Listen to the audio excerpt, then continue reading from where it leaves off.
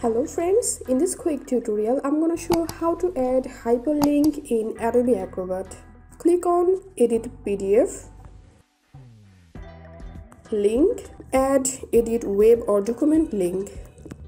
Now select the text or graphics you want to add link inside. If you want to add a rectangle as a mark around the link, select it. I don't want to use marks, so I'm selecting this invisible rectangle. You can edit rectangle from here. I'm giving none. Click on Open a web page. Next.